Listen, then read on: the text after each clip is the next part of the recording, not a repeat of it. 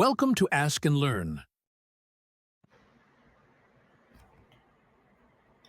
Okay, to start this problem, we want to first write out the equations that we're going to need. So we're going to need delta G equals delta H minus T delta S. And the question asks us to find the sign of delta G and delta S. And we know that the KEQ is greater than 1.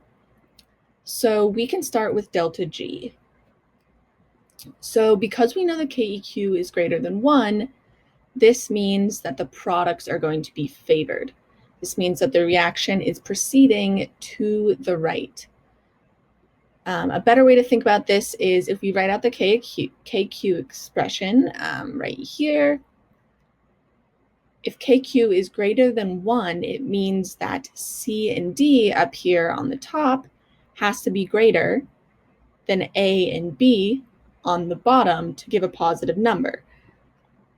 Oops, sorry, my mouse is being funky. So this means that the concentrations of C and D are greater than the concentrations of A and B, so the reaction proceeds to the right.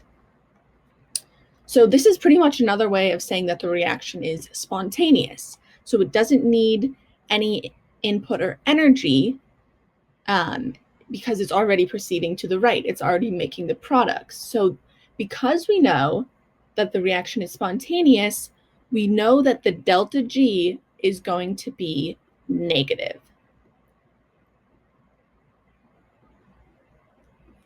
Okay.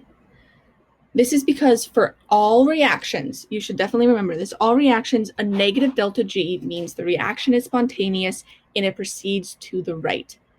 So when you see a KQ that is greater than 1, you can always assume that the delta G will be negative. All right, so we know that we have to have a negative delta G. I'm going to scroll down a little bit, rewrite our equation here.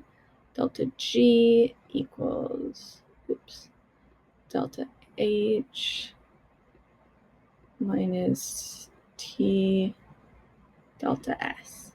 Okay, so we know that this is negative, and we're told that delta H is 0.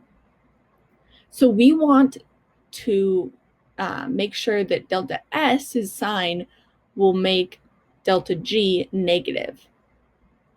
So let's just think first, what if delta S was negative? Well, this wouldn't work because we would be subtracting a negative, which would cause us to add to 0, which would make a positive value, right? So that means that delta S has to be positive because no matter how big or small this number gets, as long as it's positive, you will always be subtracting and causing a 0 for delta G.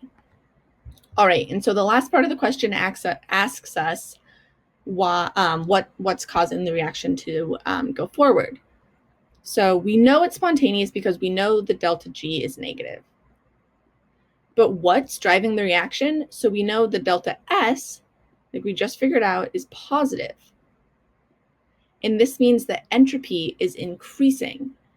And the universe tends to want to increase entropy. So entropy increasing is driving this reaction.